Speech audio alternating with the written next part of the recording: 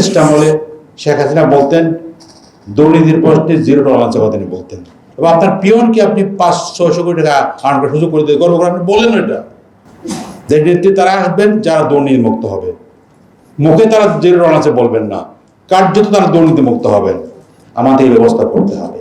যে আলোচনা জোর দেওয়া হচ্ছে বিশেষত দুর্নীতির উপরে এবং রাষ্ট্রীয় কাঠামোকে পরিশুদ্ধ করার উপরে। আমি মনে করি রাষ্ট্রীয় কাঠামো শুধু নয়, রাষ্ট্রের যারা দায়িত্বপ্রাপ্ত হবেন প্রধান ব্যক্তি শুরু করে, যদি আমরা ধরে নিই 300 এমপি, এরা যদি পরিশুদ্ধ হয়, প্রধানত যারা উপরে থাকবেন তারা পরিশুদ্ধ হয়, তাহলে আমরা পরিণতি বুঝতে পারবো। আর তা না করে যদি আমরা যত আলোচনা করি না কেন, যত কিতাব লেখি না কেন, বই লেখি না কেন, সমস্যার কোনো সমাধান হবে না।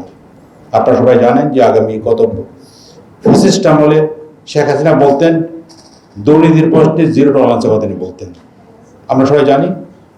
কিন্তু কি প্রভাব হয়েছে তার ছত্র ছায়, এবং তিনি নিজে এবং তার পরিবার পরিজনের লোকেরা যে দুর্নীতির রেকর্ড বেরিয়েছে, এটা কি বলা যায়? এটাকে যে সারাক্ষণ আপনি বললেন দুর্নীতির বিরুদ্ধে জিরো টলারেন্স বললেন, আর নিজে ব্যক্তিগত দুর্নীতি করলেন বা সহজ সুযোগ করে দিলেন, এবং আপনার পিয়নকে আপনি 500-600 কোটি টাকা আর্ন করে সুযোগ করে দিয়ে গর্ব করে আপনি বললেন এটা।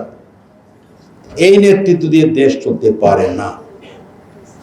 যে নেতৃত্বে তারা আসবেন যারা দুর্নীতি মুক্ত হবে। মুখে তারা জিরো টলারেন্সে বলবেন না, কার্যত তারা দুর্নীতি মুক্ত হবেন। আমাদের এই ব্যবস্থা করতে হবে। এক্সট্রিম মশার কয়েল প্ল্যান্ট ফাইবার দিয়ে তৈরি, তাই সহজে ভাঙে না, সুগন্ধিযুক্ত ও নিরবিচ্ছিন্নভাবে জ্বলে। ডেঙ্গু, চিকুনগুনিয়া বাহি সহ যে কোনো মশার বিরুদ্ধে দেয় এক্সট্রিম সুরক্ষা।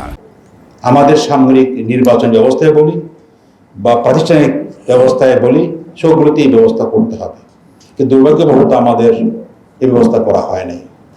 এখন সংস্কার কমিশন করা হয়েছে, এখানে অনেক আলোচনা হয়েছে।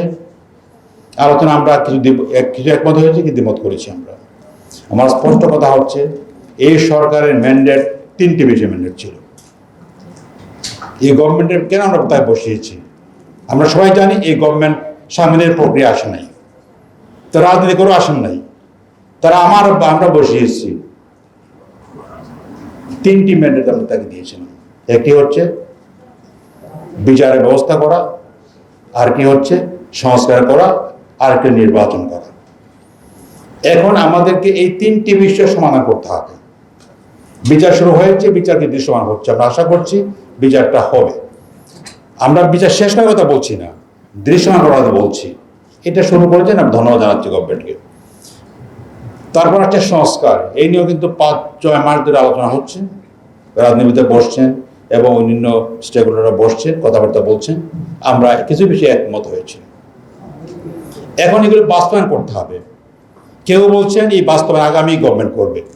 দুর্ভাগ্যবশত প্রধান উপদেষ্টা বলেছেন জুলাই ঘোষণাতে, এটা আমরা একমত না। আমাকে আলাপতা করেন তিনি বলে ফেলেছেন, এবং কেন বলেছেন আমার কাছে এখনো বোধগম্য নয়।